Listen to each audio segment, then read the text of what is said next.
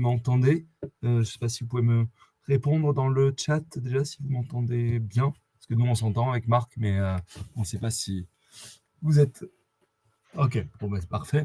Donc, moi, je ne sais pas si vous me connaissez. Je suis Fabien Chung, associé chez Zulu, au départ sur des sujets très data. Mais je travaille aussi sur la partie animation de communauté, talent acquisition, etc. Et aujourd'hui, on a l'honneur d'échanger avec Marc, qui va se présenter après, sur un sujet assez touffu, le data mesh, mais on va tenter de le vulgariser au maximum pour que ce soit clair pour tout le monde, parce que je pense que c'est un vrai enjeu dans l'organisation data des entreprises, ce changement de paradigme, et donc comprendre un petit peu ce que ça signifie et les impacts. Pour moi, c'est très important. Et qui de mieux que Marc pouvait présenter ce sujet. On n'a pas trouvé. Donc du coup, on s'est dit, voilà, Marc va nous faire une belle présentation du data mesh. Je te laisse... Parfait, mais merci Fabien, vous avez sans doute pas beaucoup cherché, mais non, enfin, je pense que j'ai quand même un petit peu de crédit sur la question. Donc bonjour à tous. Donc je me présente rapidement, Marc Delbar. J'ai passé le plus gros de ma carrière dans des grandes entreprises, surtout dans les services financiers, mais toujours un petit peu à mi-chemin entre la technique, la donnée et le métier. Je dirais depuis 3 ans, je me suis lancé dans une aventure un peu plus entrepreneuriale avec un premier produit qui s'appelle Digazoo, que vous voyez ici en bas à gauche, et un deuxième qu'on a lancé au début de cette année, sur lequel on travaille depuis maintenant un peu plus de 2 ans, qui s'appelle Kindata. Ce sont des produits dans le domaine de la donnée. Je suis affilié à une société qui s'appelle Euranova, qui est une société de conseil essentiellement en Belgique et en France et en Afrique du Nord, centrée data. Et donc l'idée ici, c'est vraiment de vous présenter une vue de ce qui se passe dans le marché en termes de data mesh. Ça va pas être extrêmement technique, mais je peux descendre dans les questions techniques si vous en avez. L'idée est vraiment de vous présenter les enjeux, pourquoi c'est important, quelles sont les raisons qui vont pousser les gens vers ce genre d'organisation, et les grands éléments pour pouvoir un petit peu parler en société du data mesh et comprendre un petit peu comment vous pouvez vous positionner par rapport à ce genre de sujet chez vos clients. Si vous avez des questions, n'hésitez pas dans le chat, et après on aura un petit peu de temps à la fin pour prendre toutes les questions en live s'il y en a. Donc là, c'est parti. Exactement. Les questions, je vais essayer de les marquer, et où on les prend tout de suite, ou alors on les reprend à la fin en fonction de la question et de l'avancement de Marc. Voilà. Donc, je vais vous expliquer très rapidement, avant de rentrer dans le sujet du data mesh, ce que font les deux produits que je dirige. J'espère que ça va vous parler un petit peu. Donc, Digazoo, c'est une plateforme qu'on a développée il y a un peu plus de 5 ans maintenant, qui est une plateforme d'intégration en temps réel. Donc, on utilise les technologies de streaming, mais on les met à disposition de gens non techniques pour pouvoir faire de l'intégration sur des flux temps réel. Et un point assez intéressant, et c'est là où on a commencé à rencontrer le data mesh, c'est tout l'aspect gouvernance, donc comment mieux organiser le contenu, comment mieux organiser la manière dont les flux de données sont gérés dans l'entreprise. Donc, Digazoo a quand même un propos assez fort autour de la gouvernance. Et si vous avez des bons yeux, si vous êtes bien réveillé, vous verrez qu'en dessous de Digazoo, il est marqué de Data Product Factory. Et on va voir dans quelques instants que la notion de produit data est un concept central dans le data mesh, et je vais vous expliquer tout ce dont il est question. Comme je vous l'ai dit, je pense que tout est enregistré, donc si vous voulez, Enregistré. si vous voulez regarder ça plus tard, c'est possible aussi. Donc, Kindata est venu un petit peu plus tard que Digazoo historiquement, est basé sur beaucoup d'idées qui ont été développées dans Digazoo. Et l'idée ici est vraiment d'avoir quelque chose de beaucoup plus haut niveau, qui permet d'engager des organisations data autour de la création de valeur, mais toujours autour des concepts de data product, de data mesh. Donc on va revenir sur ces concepts. Mais le concept central ici de Kindata, c'est de permettre à des organisations plutôt large, hein, donc des organisations qui ont du mal à communiquer entre les différents intervenants autour des sujets de création de valeur. Donc, pourquoi est-ce qu'on dépense de l'argent en data pour des finalités métiers? Quelles sont-elles et comment est-ce que les différentes tâches au sein du programme de données vont interagir avec la création de valeur? Voilà, donc ça c'est juste pour vous donner un peu de contexte sur les produits que je dirige. Et maintenant, on est parti dans le sujet du data mesh. Vous voyez à droite, voilà, le beau livre et la belle photo de Zhamak Degami, qui est l'inventrice ou l'inventeuse du data mesh. Donc, le principe de base, c'est que ça s'inscrit dans une continuité. Bon, certains puristes vont dire que voilà, le data mesh n'est pas une architecture de données, mais plus un modèle organisationnel. C'est pas faux. Pour vulgariser un petit peu le propos, j'ai décidé de l'inscrire dans une évolution des architectures de données, parce que ça rendait les choses un peu plus faciles. Donc l'idée, c'est vraiment toujours, en termes d'architecture de données et de modèle organisationnel, de réfléchir comment est-ce qu'on va s'équiper d'un point de vue technologie et comment est-ce que ça va fonctionner d'un point de vue gouvernance. C'est un petit peu toujours les principes de base. Donc comment est-ce qu'on va aller chercher de la donnée qui se trouve dans des systèmes opérationnels? Comment est-ce qu'on va la traiter? Comment est-ce qu'on va la préparer? Comment est-ce qu'on va la mettre à disposition? Pourquoi faire? Dans quel cadre? Avec quel contrôle? Je dirais, voilà, on fait de la data depuis bien longtemps. Moi, j'ai commencé, à l'époque où il y avait que des data warehouse. Il y avait pas tous les autres trucs qui ont été inventés plus tard. C'était très bien, il y avait déjà moyen de faire des beaux rapports, d'expliquer comment est-ce que ces ventes augmentaient, comment est-ce que, ces vendeurs étaient plus performants ou pas, comment est-ce que les défauts dans les produits, pouvaient être gérés dans le temps, et cetera. Et puis on a avancé vers d'autres sujets, donc qui sont très à la mode de nos jours, tout ce qui est plus analytique générale, data science, et on a commencé à stocker de la donnée brute dans des data lakes plutôt que de la donnée structurée et dimensionnelle. Puis on s'est rendu compte que finalement, en stockant de la donnée brute, personne ne retrouvait ce qu'il cherchait. Alors on a commencé à essayer de faire des choses un peu à mi-chemin entre un data lake et un data warehouse. Et puis les gens ont inventé des noms qui ressemblent à une maison près du lac, qui a plus rien à voir avec la data, mais on se dit pourquoi pas. Et puis on a inventé des concepts de data hub qui permettent de faire circuler de la donnée dans l'entreprise, de vraiment être plus efficace dans le partage de données au niveau de l'entreprise. Et le data mesh est arrivé un petit peu au bout de tout ça par rapport à une série de frustrations qu'avaient plein de gens. Et donc l'intelligence de Zhamak qui a inventé le concept est vraiment d'être parti de toutes les frustrations qu'avaient les professionnels de la data, surtout au niveau management, et de prendre le contre-pied de tout ce qui se faisait en inventant ces concepts. Le plus gros contre-pied est la décentralisation, et vraiment de se rendre compte que la pression qui était exercée sur les équipes centralisées data était trop grande, que le nombre de capacités nécessaires à faire son travail devenait pas gérable, et à moins d'avoir une équipe de super-héros. Et ils sont tous à Hollywood, donc c'est difficile de les trouver en Europe.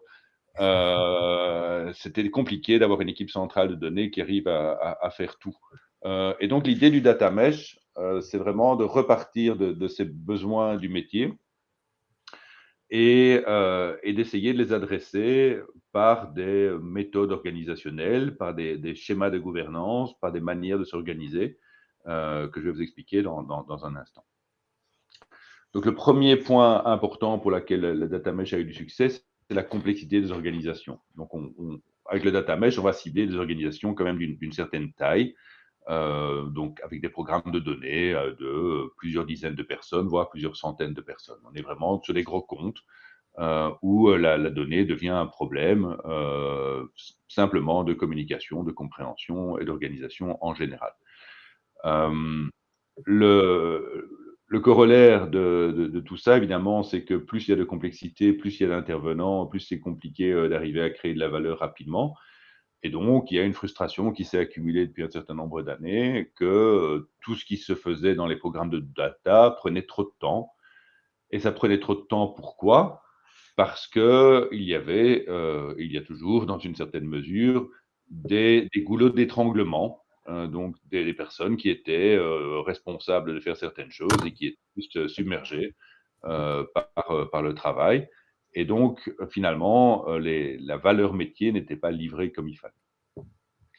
Tout ça, évidemment, dans une logique de risque accru, de compliance, de AI Act, de GDPR, enfin RGPD, de tous ces sujets, etc., qui font qu'il y a quand même beaucoup de frilosité par rapport à la prise de risque autour de la donnée. Il faut être prudent, il faut faire attention à ce qu'on fait. Et dans une organisation complexe, ça doit rester sous contrôle, donc bien gouverné. J'ai parlé du temps pour créer de la valeur, mais il y a bêtement la logique de mesure également de la valeur métier qui reste un sujet également. Donc, je dirais on est parti de ce terreau-là, de se dire voilà, on a remarqué qu'il y avait des choses qui n'étaient pas idéales dans la manière dont ça fonctionnait. Et donc, les principes du data mesh ont été posés pour résoudre ces problèmes de base. Donc, avant même d'expliquer ce que c'est le data mesh, je pense que c'est vraiment bien important de comprendre pourquoi est-ce que quelque chose comme le data mesh est arrivé. C'est pas juste pour faire son malin, enfin peut-être un petit peu, mais c'est essentiellement pour répondre à des besoins fondamentaux de la manière dont les organisations gèrent la data aujourd'hui. Alors le data mesh a 4 grands principes.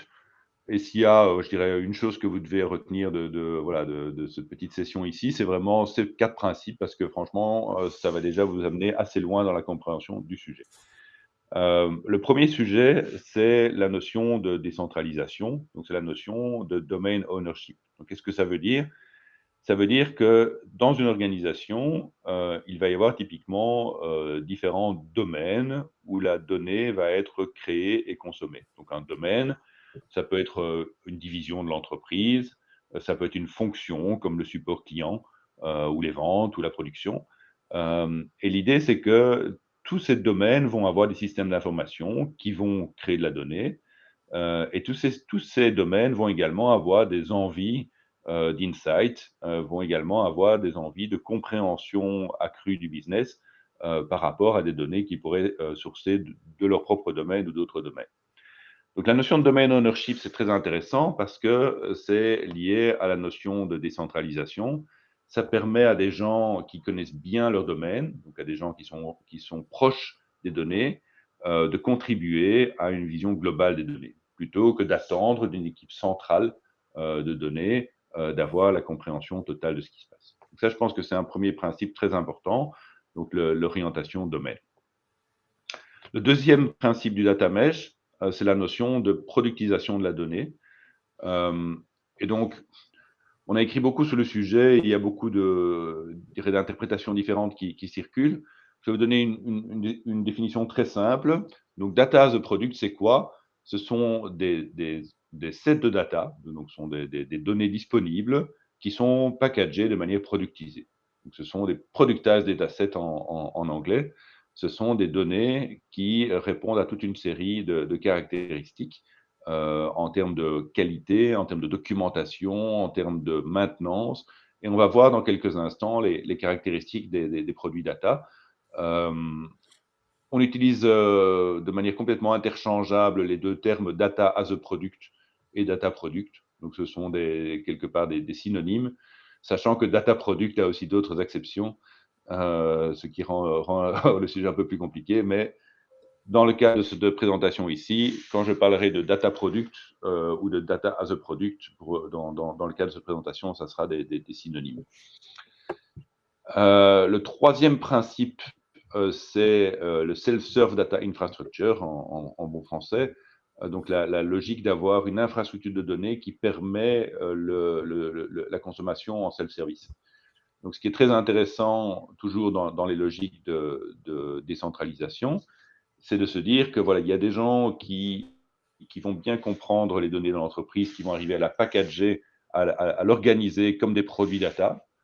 Et après, d'autres personnes qui voudront créer de la valeur avec ces données, qui voudront par exemple créer des nouveaux rapports, créer des modèles de data science, créer des chatbots ou que sais-je, d'exotiques basés sur de l'intelligence artificielle, voudront pouvoir consommer ces data products de manière un petit peu self-service, aller se servir dans un catalogue de data products mis à disposition. Et pour que ça fonctionne, il faut que l'infrastructure data le supporte.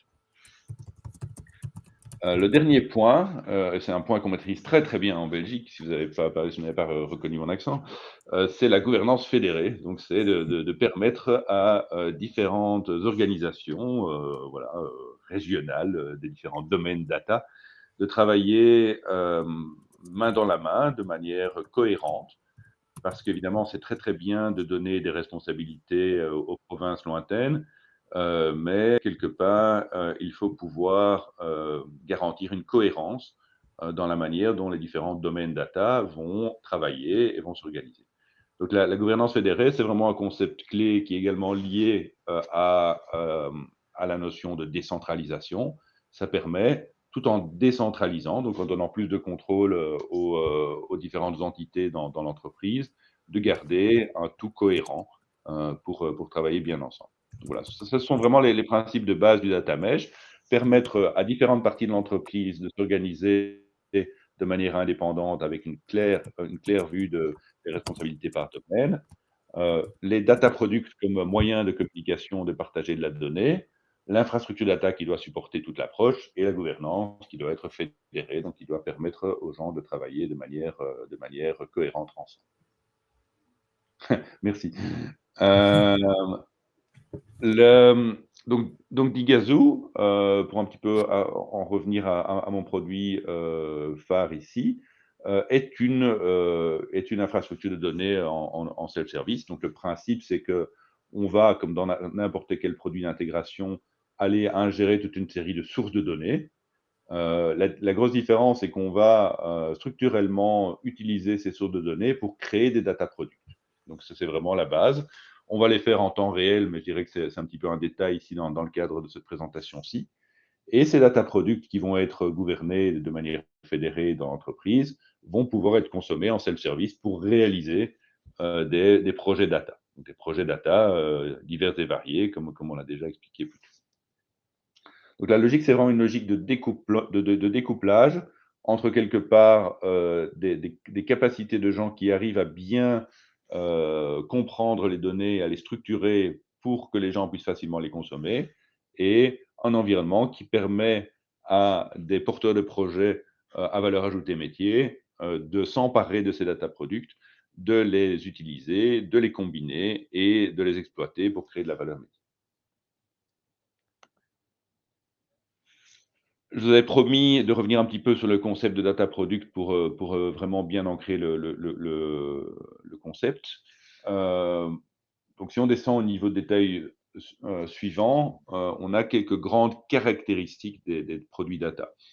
Le mieux, pour ne pas devoir retenir tout ça, c'est vraiment je dirais voilà, d'adopter l'analogie, hein. Donc on est dans une logique de produit.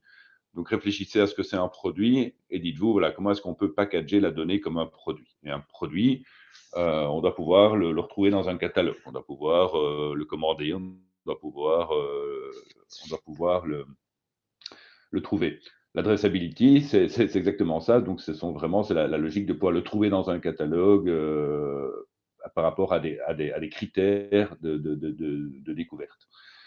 Une fois qu'on a trouvé un data product, on veut comprendre ce qu'il y a dedans très rapidement. Donc la documentation du data product est particulièrement critique. On doit comprendre les données qui sont incluses, on doit comprendre le niveau de qualité, on doit comprendre voilà, ce qu'il y a dans la boîte en substance. Donc on a vraiment une logique de produit, d'avoir des bonnes étiquettes bien faites avec un Nutri-Score et tout ce qu'il faut pour qu'on comprenne ce qu'il y a à l'intérieur de la boîte. Trustworthiness, c'est vraiment pas un très beau mot en français, mais donc c'est est-ce que le produit est fiable? Est-ce que les indications qui sont écrites sur la boîte sont liées à la réalité de ce qu'il y a dans la boîte? Et est-ce qu'on peut se fier aux données, donc la fiabilité d'un point de vue confiance, est-ce qu'on peut se fier aux données qui sont disponibles dans ce produit?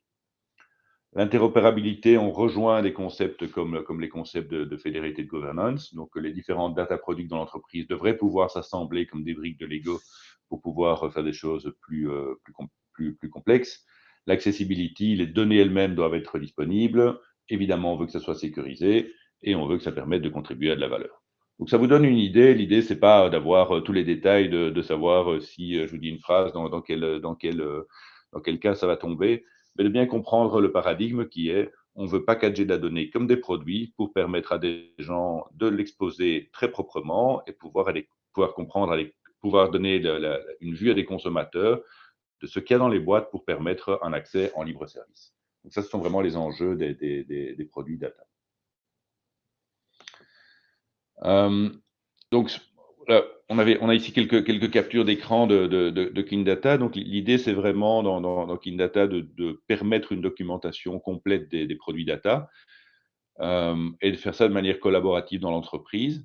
Le principe est que tout ce qui est géré en termes d'attente permet d'éviter énormément de coûts et de pertes de valeur ultérieures dans l'entreprise. Donc, un des gros problèmes, c'est déjà de savoir ce qui est disponible. Un deuxième problème, c'est quand on arrive à trouver des choses, de comprendre si c'est ce qu'il nous faut ou pas.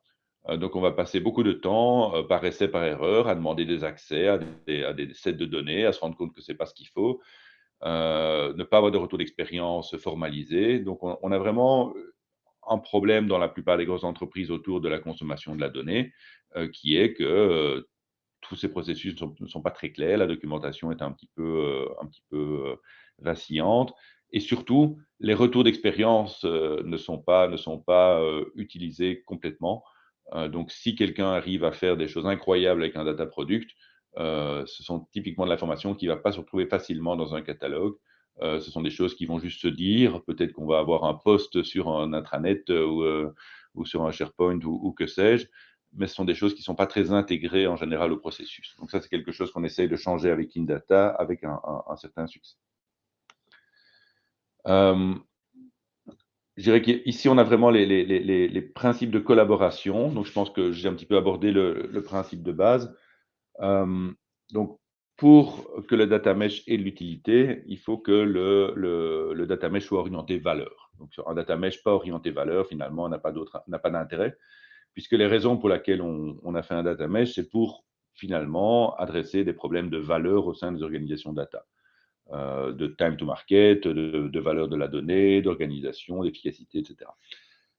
Donc un premier point pour moi est vraiment, dans une réflexion autour de la collaboration dans un mesh, l'optimisation de la valeur, pour moi, est complètement fondamentale. Et c'est pour ça qu'on a développé Kindata comme produit qui permet d'accompagner toute cette réflexion et de l'opérationnaliser. La deuxième partie, le deuxième processus, c'est la productisation de la donnée. Donc, c'est bien de parler de data product. Finalement, on peut développer des data products, mais il n'y a aucune garantie, si on développe des data products dans son coin, que ces data products vont être utilisés, qu'ils vont générer de la valeur, que ça va être ce qu'il faut, etc. Donc, la clé dans un mesh pour arriver à créer de la valeur, c'est quoi? C'est d'arriver à trouver une intersection entre ces deux processus. D'une part, des gens qui ont une vue très claire de ce qu'ils aimeraient faire avec la donnée, donc des gens qui sont des porteurs de projets data à valeur ajoutée métier, très important.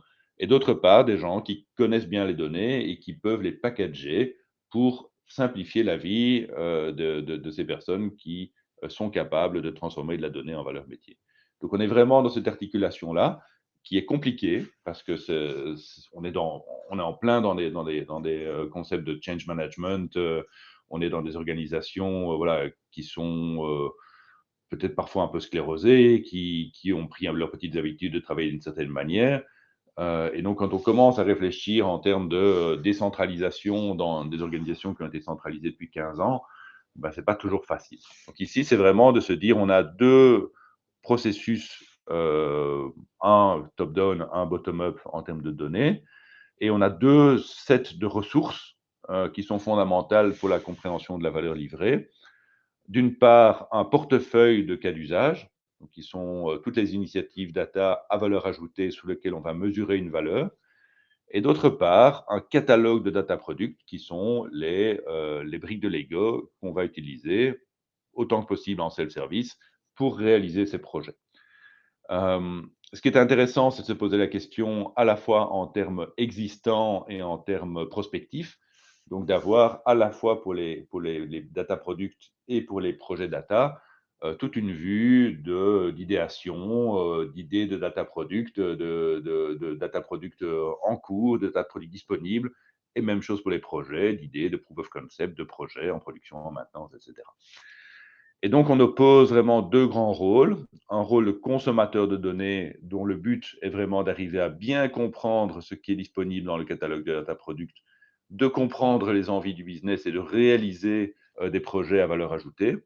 Et d'autre part, des data product owners dont le but est de, je dirais, d'isoler ces personnes qui vont pouvoir créer la valeur de toute la complexité, de toutes les spécificités techniques, organisationnelles, structurelles des données de l'entreprise. Donc, de vraiment mettre des données à disposition de la manière la plus lisse possible, la plus compréhensible possible, donc de la plus productisée possible, c'est le mot. Voilà, c'est pour ça qu'on parle de data product. Et donc, cette notion de data product owner va bien au-delà des rôles de type data engineering, de type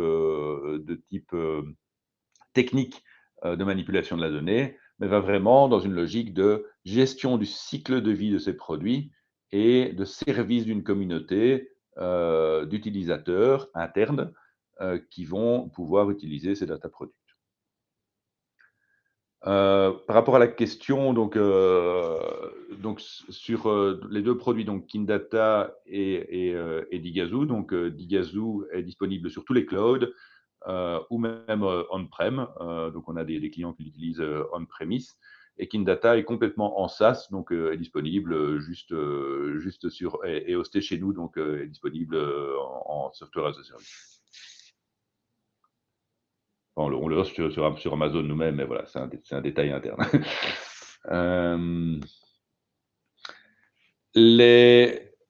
Oui. Donc, Juste oui, Marc, sur la slide d'avant, je pense qu'il y a un point aussi qui était important, c'est la partie gouvernance, oui, exact. gouvernance et management, qui est aussi très important pour le change. C'est un peu commencé à parler de change. Je pense que c'est aussi important ce point. Merci Fabien, je me suis fait distraire par la question sur mes produits, donc ça c'est toujours, je ne résiste pas, je suis comme Roger Rabbit, voilà, je ne résiste jamais à une accroche sur mes produits. Mais en effet, la gouvernance et la gestion et la gestion en général est critique. Donc ce qu'on a poussé dans Kindata, c'est vraiment la logique de dire, voilà, on a non seulement des processus qui permettent à ces deux personas, donc de consommateurs de données et aux personnes qui vont productiser la donnée, de travailler et de collaborer, mais on fait ça dans un environnement entreprise transparent. Donc, on est vraiment dans une logique de gouvernance fédérée où on va comprendre justement toutes les notions toutes les chaînes de création de valeur. Donc, on va pouvoir répondre à des questions de type est-ce que ce data product est utilisé? Oui, non. Est-ce que certaines envies de créer des projets data sont un petit peu voilà, coupés dans leur élan par le manque de disponibilité de certains produits data. Donc, on peut penser à des données SAP, par exemple, qui sont souvent pas très disponibles, alors que plein de gens pourraient les exploiter si elles étaient sorties de manière un petit peu intelligente. Donc, on est vraiment dans cette logique ici, non seulement de comprendre les interactions, mais de permettre aussi d'utiliser ces grands leviers de valeur, à la fois sur les risques qu'on prend dans les chaînes de création de valeur et sur les opportunités de packaging de données et de création de valeur.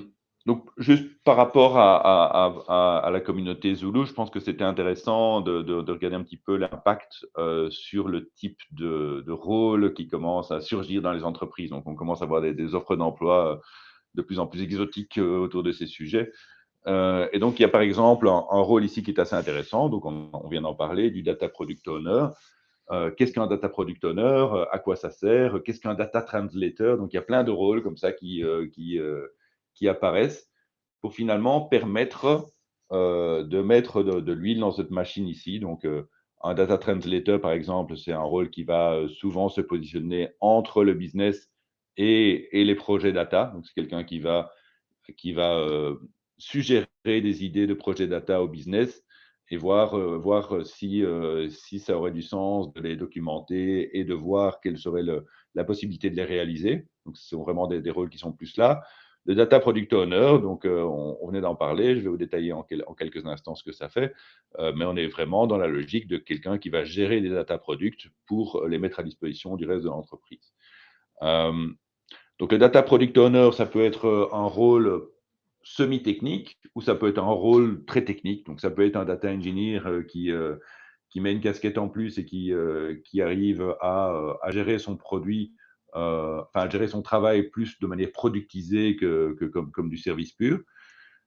Ou ça peut être quelqu'un qui s'associe avec avec des ingénieurs data et qui va juste mettre la couche en plus autour du travail que peuvent faire derrière des ingénieurs data. Donc ça dépend un petit peu des organisations. Mais par contre, la spécificité de ce rôle est intéressante. On est beaucoup dans la collaboration, dans la compréhension, on est beaucoup dans des rôles de pont. Hein. Donc plus on décentralise, plus on a besoin de profils bridge, de profils un peu plus pont. Et ici, le data product owner, typiquement, il va documenter, celui qui va être responsable de la documentation du data product, de vérifier que tout le monde comprenne, que les gens le trouvent, que les gens qui le recherchent le trouvent, mais comprennent aussi à quoi ça peut servir ou pas. De manière très importante, il va devoir gérer une communauté de consommateurs de manière à la fois réactive, mais aussi prospective. Donc, quelque part, un data product owner doit également faire la promotion de son produit, doit aller voir des gens dans l'entreprise en disant, tiens, j'ai ça, est-ce que ça ne serait pas utile? Ce n'est pas juste quelqu'un qui va faire un data pipeline parce qu'on lui demande. C'est quelqu'un dont la responsabilité est de maximiser la valeur de ce produit et de gérer une communauté de consommateurs. Donc, avec des outils comme Kingdata, on peut mieux comprendre l'impact de ces produits sur la valeur business. Et donc, ça, c'est vraiment une responsabilité clé également du data product owner de se dire, OK, je vais passer mon énergie pour créer, gérer, maintenir des produits data qui ont une valeur ajoutée importante et pas pour faire des choses que personne ne veut. Et si je fais des choses que personne ne veut, je dois me poser la question de pourquoi personne n'en veut. Est-ce que je les ai mal promus? Est-ce que ça ne sert vraiment à rien? Est-ce qu'il y a des choses que moi je dois faire? Ou est-ce que je dois juste passer à autre chose et m'occuper d'un autre produit data? Et les data product owners sont également responsables d'absorber et de, je dirais, traduire les besoins qui peuvent être exprimés par des consommateurs de data. Donc, quelqu'un va dire, par exemple, votre data product, il est super, mais il n'est mis à jour qu'une fois par jour. Moi, pour mon projet ici, j'aurais besoin de quelque chose qui soit au moins mis à jour toutes les heures. Est-ce que c'est possible? Combien ça coûterait? Si j'avais si j'avais un data product remis à jour toutes les heures, je pourrais générer derrière 200 000 euros annuels de valeur business par rapport à tel axe de valeur, etc. Est-ce que ça a du sens d'augmenter la fréquence d'alimentation de ce data product? Ça, c'est un exemple, je dirais un peu non fonctionnel. Ça peut être aussi, voilà, j'ai pas les données de tel pays où il me manque un champ ici qui serait intéressant, où j'aurais besoin de la référence de tel produit dans le dataset, etc. Donc ça, c'est assez intéressant de réfléchir sur l'impact en termes de rôle dans l'organisation et de voir comment le fait de réfléchir de manière plus décentralisée avec des data produits au centre a un impact sur la manière dont les différents rôles vont être définis.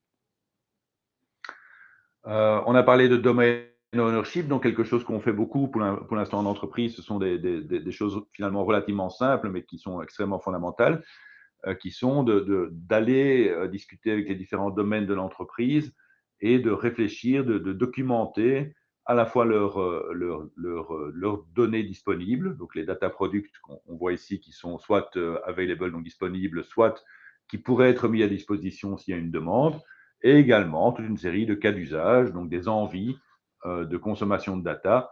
Donc ici, on est dans un domaine de type support client. Voilà, on pourrait avoir envie de créer un chatbot pour mieux supporter les clients, de faire un modèle prévisionnel de churn ou que sais-je. Donc, il y a beaucoup de possibilités avec la donnée par domaine.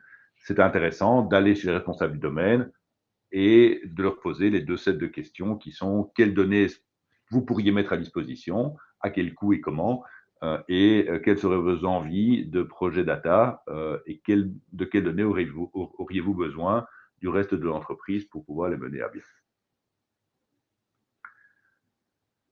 Je voulais finir par un case study pour le produit d'Igazoo, qui est notre plus belle référence. Hein. Donc on est chez Toyota Motors pour l'ensemble du périmètre européen. Donc c'est le programme européen de Data and Analytics de Toyota. Donc, ce qu'on a fait pour eux, c'est vraiment de leur permettre de créer ces data products de manière industrialisée et gouvernée par rapport à toute une série de sources de données. Donc, on est sur plus de 300 sources qu'on gère en continu. Et ça permet donc de bâtir justement un catalogue de data products qui viennent d'ailleurs de migrer vers Snowflake maintenant pour la consommation et qui après vont pouvoir servir à toute une série de projets. Et l'idée, évidemment, d'accélérer au maximum le cycle de vie de ces projets ici, de permettre un temps, enfin de permettre de décroître le temps que ça prend de mettre ces projets à exécution en packageant de la donnée, en la réutilisant dans un catalogue de data products et en accélérant toutes les questions d'ingénierie data et en gardant tout ça sous contrôle, évidemment, par rapport au processus assez strict d'une entreprise comme Toyota. Voilà, donc j'arrive à la fin de mon propos, donc je suis disponible. Il reste, je pense, 9 minutes pour des questions, si vous en avez. Merci beaucoup, Marc. Je ne sais pas si vous en avez des questions. Moi, j'en ai quelques-unes. Je vais commencer. Du coup, c'était l'exemple là sur Toyota Motors. Comment tu commences une initiative data product? Tu commences par un domaine, tu fais un MVP de différents domaines qui pourraient être intéressants, et au final, au fur et à mesure, tu intègres tous les domaines. Comment ça se passe? Disons qu'il n'y a pas de, voilà, il y a pas de modèle universel, hein, donc ça dépend un petit peu de la balance de pouvoir dans l'entreprise. Donc, je réponds à ta question. Ouais, j'aurais d'autres questions. Je vais les faire dans l'ordre. Donc, ça commence souvent par un projet pilote. Hein, ça commence par une envie de se dire, OK, il y a un domaine qui est sans doute un peu plus avancé que les autres, qui a envie d'un petit peu pousser, voilà, pousser la logique un peu plus loin. Et donc qui va justement commencer à faire des projets comme ça, qui va créer les premiers data products. Donc souvent, les premiers data products sont créés de manière très ciblée par rapport à des cas d'usage déjà définis. Parfois, des organisations ont des vues de plus universelles, donc de se dire on va créer plein de data products et dès qu'on aura des data products, on va trouver plein de projets. Donc ça dépend un petit peu du management. Je pense que c'est de toute façon intéressant d'aller rapidement livrer des cas d'usage parce que sinon ça reste très théorique. Donc ça ne sert à rien de mettre des milliers de data products à disposition si derrière on ne livre rien. Donc je pense que c'est intéressant de réfléchir quand même un petit peu à la structuration des data products et de réfléchir à un blueprint de data products, ce qu'on fait beaucoup avec Indata justement. Mais que voilà, pour avoir du succès, il faut très rapidement créer des data products qui vont contribuer à des use cases. Par rapport aux deux questions ici de Pamela et de Florence, donc les données Toyota sont des données internes à Toyota en effet, donc on est sur un data hub sur l'entièreté des données Toyota, donc les données de production, les données des véhicules connectés, des données marketing, données ventes, etc. Et le data cleansing est fait en amont de la création de data products. Donc les data products sont déjà nettoyés. Et donc dans Digazu, il y a des procédures de transformation de données qui permettent de gérer, de gérer tous les problèmes de qualité de données avant la création des data products. Il y avait une question aussi sur l'accueil de la part des DSI. C'est vrai que c'est un changement de paradigme global où tout était centralisé, tout était fait au sein de la DSI. Alors, comme tu le disais très bien, dans des processus qui étaient très longs, hein, on a connu des organisations où tu demandais d'ajouter un champ, on te disait il faut 6 mois pour rajouter la data plateforme. Mais c'est vraiment honneur de tout. Maintenant, c'est un vrai big bang dans l'organisation aussi. Donc, il y a une notion aussi de change. Peut-être leur expliquer quand on travaille de cette façon. Oui, en effet. Je ne sais pas si j'ai un petit problème de connectivité. Je pense que c'est réglé. Oui. Oui. Donc, évidemment, le changement, voilà, il y a toujours des opposants et des sponsors du changement.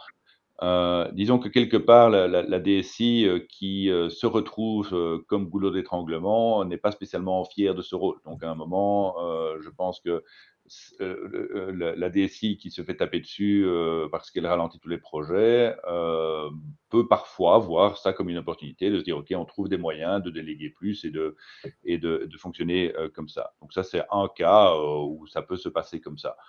Évidemment, bah, il y a une perte de contrôle liée à la décentralisation qui ne plaît pas à tout le monde, et donc ça dépend un petit peu des styles de leadership des organisations impliquées.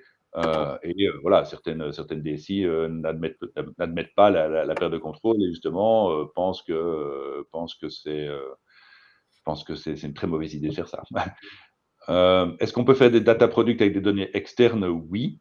Donc le principe, c'est que la gouvernance fédérée, donc la logique, c'est d'agréger des entités plutôt indépendantes. Et donc, évidemment, c'est possible de faire ça avec des données externes. Ça rajoute un petit peu de complexité. C'est déjà compliqué au sein de grands groupes et finalement, des grands groupes par rapport à des divisions qui ne se parlent pas tellement, on n'est pas très très loin de données externes. Hein, donc, même si tout le monde est sur la même entreprise, finalement, il y a énormément de rivalités potentielles et de manières de travailler différentes dans les pays, dans les filiales, etc. Donc, ça ne change pas grand-chose, je dirais. Oui, c'est possible, mais ça doit être géré également. Je ne vois pas toute la question ici. Hop, voilà. Oui, c'est ça, mais voilà, mais donc quelque part, je pense que les métiers, évidemment, veulent travailler de manière autonome, mais quelque part, ça serait criminel de vouloir, je dirais, développer de manière indépendante des capacités data dans chaque métier. Donc, je pense que l'intérêt est de permettre aux outils d'être universels et de permettre à la connaissance d'être spécialisée dans les domaines.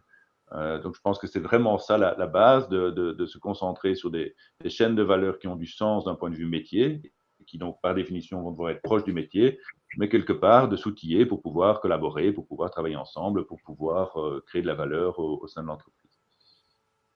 Donc ça, c'est la notion de gouvernance fédérée qui est absolument fondamentale, et de self-serve data platform également, qui est également nécessaire pour faire ça. Et du coup, moi, j'avais une autre question aussi. Si on descend plus bas que le data product, si on va au niveau du KPI, tu peux te retrouver avec un KPI qui est vraiment calculé de façon complètement différente en fonction du data product. Par exemple, tu vas chercher tes données de vente depuis le POS ou depuis le RP. Tu n'auras pas les mêmes données de chiffre d'affaires. Et oui. quel est le truth of source de ce KPI, en fait, parce que tu peux avoir plusieurs chiffres d'affaires qui sont complètement différents en fonction du data product que tu utilises. C'est un gros problème, et donc c'est surtout on travaille avec des sociétés qui ont justement des cahiers des charges qui sont, enfin des sociétés paragouvernementales qui ont des cahiers des charges liés à leur KPI justement, donc pour lequel le problème est complètement fondamental, puisque ça a des implications juridiques importantes. Donc, il n'y a pas de chemin facile. Donc, ça part de documenter très clairement les processus dont le KPI est calculé et d'être d'accord au niveau des organismes de gouvernance et de contrôle de la data que la manière dont on calcule les choses est effectivement la bonne. Donc, si les données ça part d'une compréhension de la traçabilité, de comment les données sont manipulées pour arriver à créer des résultats agrégés, parce que c'est toujours ça qui se passe. Comment est-ce qu'elles sont nettoyées et quelles hypothèses sont prises, et de les documenter, de mettre ça en petits caractères voilà, dans le rapport qui accompagne le KPI. Il n'y a pas de secret plus que ça, mais ça part justement de commencer par augmenter le niveau de transparence, de mieux comprendre ce qui se passe et de comprendre la traçabilité. Bah oui, en effet, c'est exactement ça.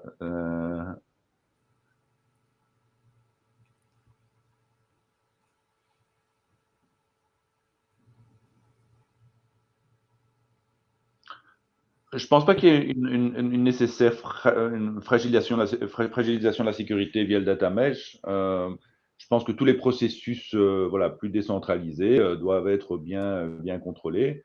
Mais ça part d'un outillage et ça part de processus de contrôle qui doivent être en place. Donc, on ne peut pas juste laisser faire aux gens ceux qui veulent à droite à gauche et espérer que tout va bien se passer. Donc ça, c'est juste pas possible. Donc la sécurité, pas nécessairement.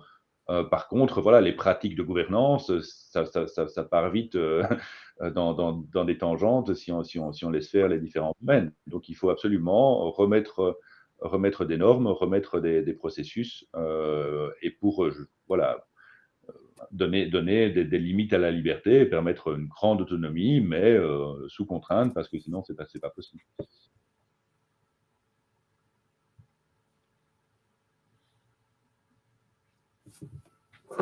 On arrive au bout des... Ah, une dernière question. Oui et non. Donc, la dépendance des data products par rapport à des produits dérivés, au moins, donc, est-ce que c'est un étranglement? Oui et non. Donc, c'est une dépendance, c'est un risque, oui, clairement.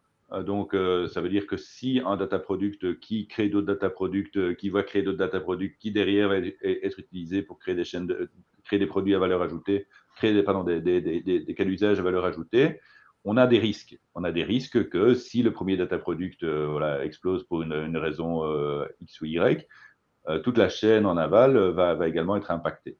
Donc ça, c'est très, très important et c'est également un des concepts centraux de ce qu'on fait avec Kindata, de comprendre ça, de comprendre les chaînes de dépendance, de comprendre que tel data product est critique pour la création de toutes les chaînes de valeur. De comprendre ces dépendances est critique.